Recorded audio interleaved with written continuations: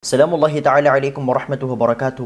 Alhamdulillahi rabbil alamin. Wassalatu wassalamu ala ashrafil anbiya'i wal mursalin. Sayyidina wa nabiyina maulana Muhammadin bil qasimil amin. Wa ala alihi wa sahbihi ajma'in. Subhanaka la ilma lana illa ma'allamtana innaka antal alimul hakim. Amma ba'd.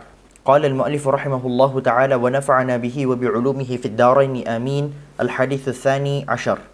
Alhamdulillah kita sudah memasuki hadis yang ke-12 dan hadis ini menurut saya adalah hadis yang terberat yang bisa saya jelaskan. Kenapa? Karena saya merasa bahwa terlalu berat bobot dari hadis ini untuk bisa saya jelaskan berdasarkan kepribadian saya yang jauh banget dalam menerapkan hadis ini. Ini adalah hadis yang menurut saya gimana ya?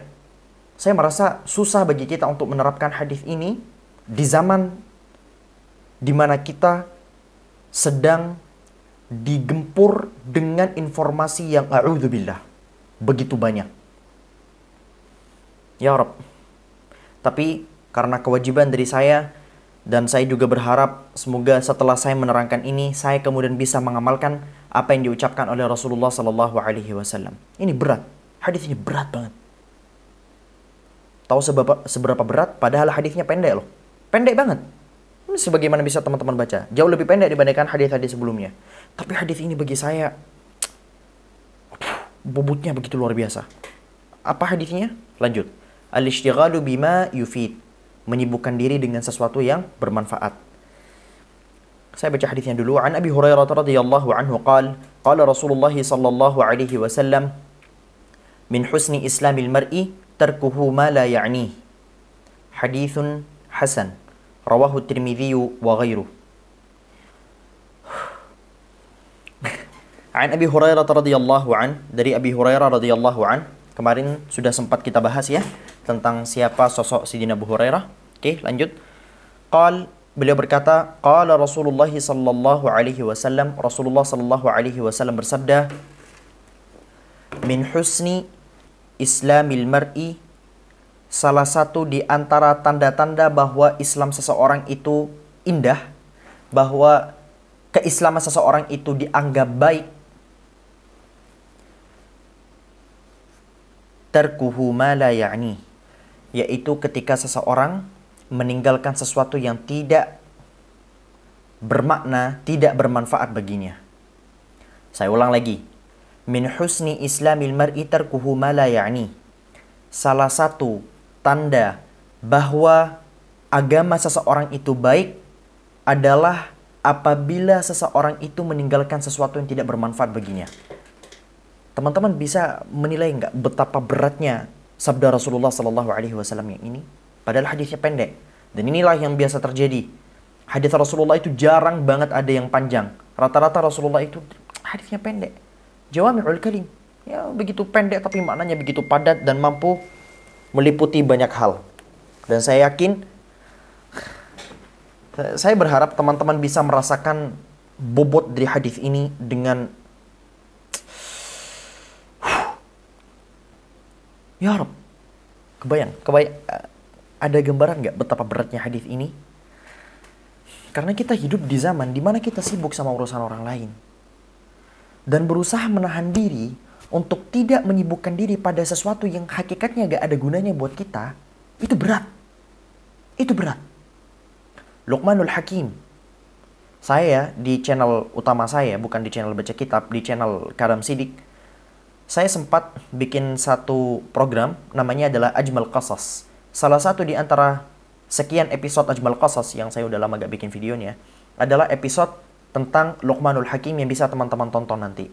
Luqmanul Hakim adalah seorang budak, ya hakikatnya beliau adalah seorang budak, tapi budak yang namanya menjadi nama surah di dalam Al-Quran. Budak hitam legam, tapi namanya menjadi nama surah di dalam Al-Quran. Bukan berarti saya merendahkan warna kulit hitam, enggak. Tapi saya menyatakan bahwa masyarakat dari masa ke masa selalu meng-underestimate orang-orang hitam. Tapi itu tidak berlaku kepada Luqmanul Hakim. Luqmanul Hakim, orang berkulit gelap, tapi budak lagi ya, tapi namanya dijadikan sebagai Nama surah di dalam Al-Quran. Suatu hari beliau pernah ditanya, ketika ada seseorang yang melihat bagaimana kemudian Luqmanul Hakim betul-betul diagung-agungkan oleh masyarakat pada saat itu. Bagaimana kemudian Luqmanul Hakim menjadi pribadi yang benar-benar disegani dan dihormati pada saat itu. Beliau ditanya, "Loh, kamu bukannya budak si fulan itu ya? Kamu bukannya pernah jadi budaknya si doi itu ya?" Dijawab oleh Luqman, "Iya, itu saya." "Kenapa? Kok kamu sekarang bisa jadi begini nih? Plot twist banget. Dulu kamu seorang budak yang dihina-hina, sekarang kok malah kamu jadi begini?" Dijawab oleh Luqmanul Hakim, "Saya jadi begini itu karena 3 perkara. Pertama, qadarullah, takdir Allah. Itu sudah jelas. Yang kedua, sidqul hadis. Karena saya tidak suka berdusta, saya jujur, saya mengatakan apa adanya. Orang suka atau tidak suka, saya tetap mengatakannya. Kemudian yang ketiga, wa tarki ma la ya'nini. Dan saat aku berusaha meninggalkan sesuatu yang tidak berguna untukku." Dan ini berat. Berat. Meninggalkan sesuatu hakikatnya tidak bermanfaat untuk kita, tidak ikut-ikutan dalam masalah orang lain, itu berat. Berat banget. Rasulullah SAW itu salah satu di antara syama'ilnya beliau ketika beliau berjalan. Beliau gak suka tolah-toleh. Rasulullah itu kalau jalan, gak suka tolah-toleh. Kanan, kiri, kanan, kiri. Dibahas oleh para ulama, salah satu hikmah dari cara jalan Rasulullah yang gak suka tolah-toleh ke kanan dan ke kiri adalah jangan sampai kita ini ketika jalan, entah motoran atau jalan kaki atau sebagainya, kita kemudian menyibukkan diri kita dengan sesuatu yang berhubungan dengan apa yang terjadi di kanan kiri kita. Dan kadang-kadang ketika kita sedang berjalan dan kita sudah suka tolah-toleh kanan kiri, bisa saja kita melihat sesuatu yang tidak seharusnya kita lihat. Contohnya, kita melihat di dalam rumah seseorang yang mungkin kebetulan pintunya terbuka, ada perempuan yang tidak menggunakan hijab, padahal sehari-hari dia menggunakan hijab. Ini terjadi fitnah. Hanya gara-gara Anda berjalan tolah-toleh kanan kiri. Nah, Rasulullah kalau jalan begitu lurus, tidak suka pandang kanan kiri. Beliau baru noleh kanan kiri kapan? Ketika dipanggil. Tapi ketika beliau tidak dipanggil, beliau jalan dengan penuh ketegasan luar biasa, lurus ke depan. Hadis ini di dalam riwayat yang berbeda disebutkan, min husni islamil mar'i qillatul kalami ala ma la ya'ni. Salah satu di antara tanda bahwa seseorang itu baik agamanya, bagus agamanya adalah saat dia berusaha mengurangi ucapannya dari sesuatu yang tidak bermanfaat untuknya. Jadi, yang paling sulit adalah memang menjaga mulut kita. Menjaga mulut kita, menjaga pandangan kita. Jujur, ini sulit banget. Tapi, izinkan saya untuk menceritakan satu hal yang saya rasa bahwa itu mungkin merupakan sebuah nilai positif yang bisa saya terapkan. Satu aja ini, dan jujur ini berat. Ini berat. Tapi setelah saya melalui proses riyadhah, berusaha untuk sampai pada level ini, rasanya alhamdulillah nikmat. Apa? Saya bukan tipikal orang yang kepo sama isi HP teman saya. Jadi ketika ada teman saya nih buka HP di dekat saya, dan saya gak sengaja ngelihat dengan mata saya, perasaan di dalam dada saya itu gak nyaman. Kenapa? Karena saya merasa saya sudah masuk ke dalam ranah privasi orang lain. Walaupun hakikatnya itu adalah teman dekat saya, Nanda misalnya. Nanda itu misalnya ketika lagi buka HP nih, kemudian HP-nya gak sengaja saya lihat, saya biasanya, sorry nan. Enggak kok, aku gak lihat apa-apa. Atau ketika ada beberapa jamaah, fans, kita sebut fans ya. Nah, fans itu kayak siapa? Beberapa follower saya minta foto ke saya, kemudian saya pegang HP-nya untuk selfie, itu kan kadang ada tiba-tiba muncul notifikasi. Saya langsung minta maaf, sorry, saya gak bermaksud untuk ngeliat notifikasi itu. Yang insya Allah, kenapa saya jelasin ini? Siapa tahu teman-teman mau niru cara ini. Sulit banget. Sulit rasanya untuk tidak kepo pada isi HP orang lain. Tapi ketika teman-teman sudah sampai ke level ini, rasanya indah sekali hidup ini. Dan itu akhirnya bikin beberapa kali saya berantem sama kawan-kawan saya. Kenapa? Karena mereka kepo sama isi HP saya ketika saya lagi scroll-scroll. Saya pernah berantem sama teman saya gara-gara itu. Dan tidak seharusnya kita ngintip-ngintip HP orang lain. Tidak seharusnya. Jadi coba teman-teman latih ini ya. Di awal-awal memang berat. Latih, jangan sampai mata kalian itu melihat layar HP orang-orang di sekitar kalian. Jadi ketika tidak sengaja terlihat, langsung alihkan pandangan kalian. Jangan kepo sama isi HP orang lain. Bahkan ini beberapa kali terjadi di pesawat. Ketika kalian sudah terbiasa dengan ini, di pesawat pun, insya Allah teman-teman semua pernah naik pesawat, biasanya di bagian depan itu, kalau lampu pesawatnya sudah dimatikan, ada orang yang lagi pegang HP dan kelihatan semua isi HP-nya.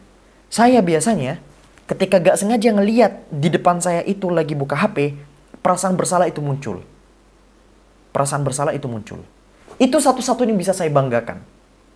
Dan saya berharap saya bisa istiqamah untuk terus-terusan seperti ini. Itu satu-satunya yang bisa saya jelaskan penerapan saya terhadap hadis ini. Dan semoga saya bisa lebih lagi. Dan pada hakikatnya, ikut campur dalam urusan orang lain itu memang tidak diperkenankan di dalam Islam. Ikut campur dalam urusan orang lain itu tidak diperkenankan dalam berbagai macam perkara. Ya, kadang-kadang memang diperlukan. Makanya, ikut campur dalam urusan orang lain, dalam bahasan ulama, itu ada 5 hukumnya. Kadang-kadang bisa menjadi wajib. At-tadakhul fi syu'unil akharin. Ikut-ikutan dalam urusan orang lain itu ada 5 hukumnya. Bisa jadi wajib. Kapan menjadi wajib? Ketika berhubungan dengan amar ma'ruf dan nahi munkar.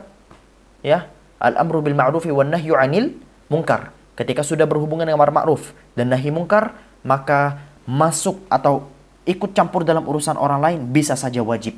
Sebagaimana sabda Rasulullah sallallahu alaihi wasallam, "Man ra'a minkum munkaran," barang siapa di antara kalian melihat suatu kemungkaran, maka ubahlah dengan tangan kalian. Kalau gak bisa dengan mulut kalian, kalau tetap gak bisa, ubahlah dengan hati, yaitu dengan cara mengingkari. Maka dalam urusan ini wajib bagi teman-teman sekalian untuk ikut campur dalam urusan orang lain. Sehingga ikut campur dalam urusan orang lain tidak melulu dilarang. Oke? Begitu. Jadi gak usah teman-teman nanti tiba-tiba ketika ditegur dalam perkara yang seharusnya memang teman-teman patut dan wajib ditegur, terus teman-teman bilang, ini orang-orang kenapa sih sibuk sama urusan orang lain terus? Gak usah ikut campur deh dalam urusan orang lain. Padahal hakikatnya orang itu sudah melakukan yang tepat, sudah beramar ma'ruf dan nahi munkar. Oke. Saya tiba-tiba kepikiran. Ketika teman-teman ya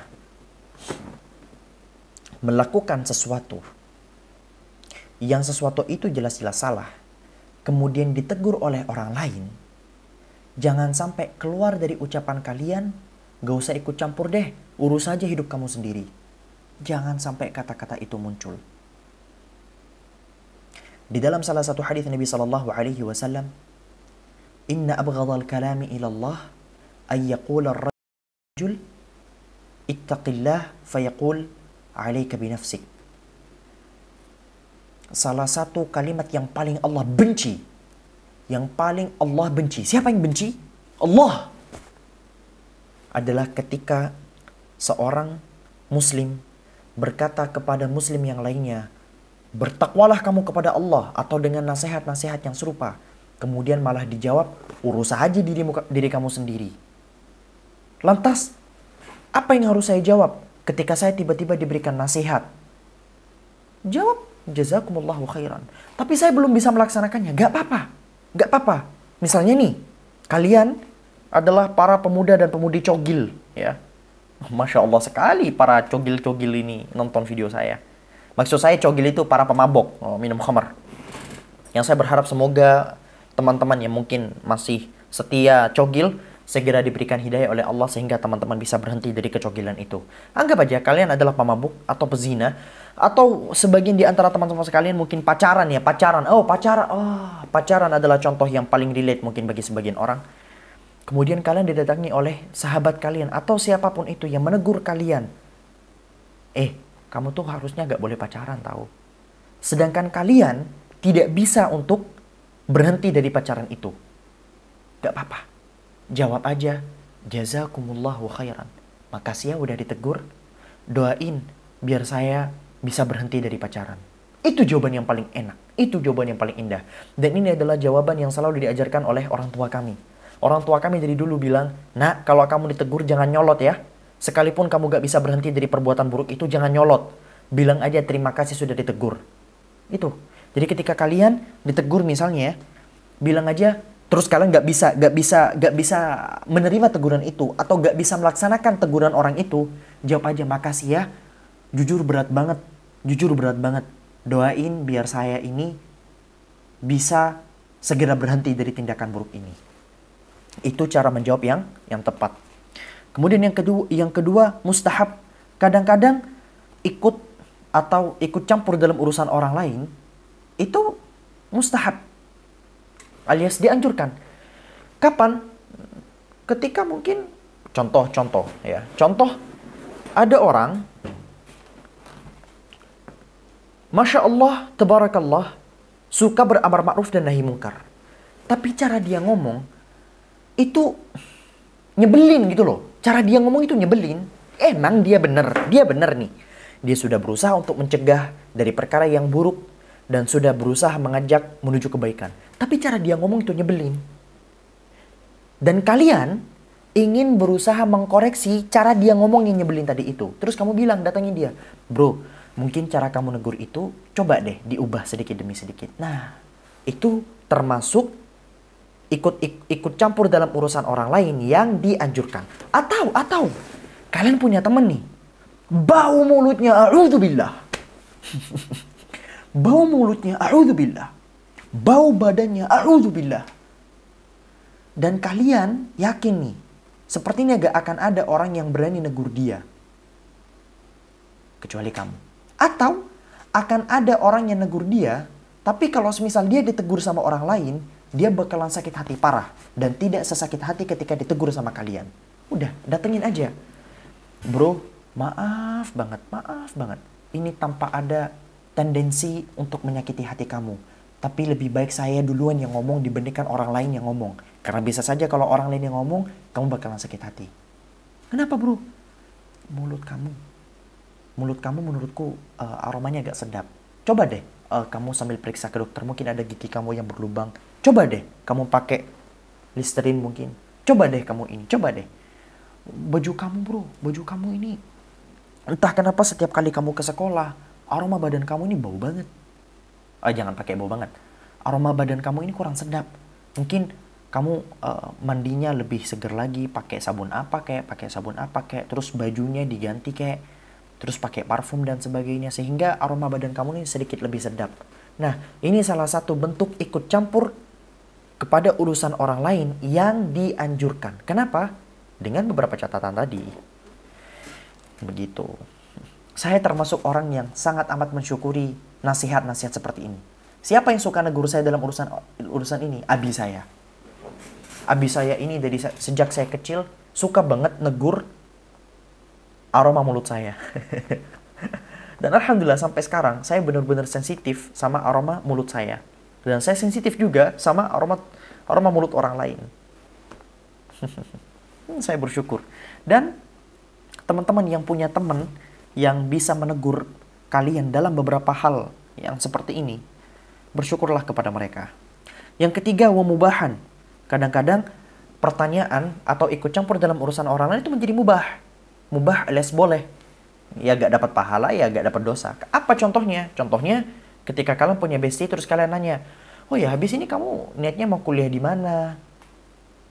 Habis ini kamu mau berangkat kemana? Atau mungkin kamu nanya, oh ya kamu kemarin ini ya ke Jakarta ya? Nah, itu kan pertanyaan yang biasa-biasa saja. Atau pertanyaan-pertanyaan sehari-hari yang sifatnya tidak menyakiti dan juga tidak menggurui. Ya, dan ini sudah jelas. Rata-rata pertanyaan-pertanyaan kita ini ya berhubungan dengan sesuatu yang sifatnya mubah. Kemudian kadang-kadang pertanyaan itu menjadi makruh. Kapan menjadi makruh? Ketika itu benar-benar personal sifatnya. Ketika itu benar-benar personal sifatnya. Contohnya, tanya gaji orang lain. Bro, kamu gajinya berapa sih di kantor kamu? Bro, gaji kamu tinggi gak sih di kantor kamu? Itu bisa jadi makruh. Makruh. Atau pertanyaan, kamu kapan sih nikahnya udah tua begini? Uh, uh, itu ofensif sekali dan itu makruh hukumnya. Atau kamu bertemu dengan orang, bisa saja haram by the way. Bisa saja haram. Tergantung POV-nya nih. Tapi secara garis besar, itu makruh.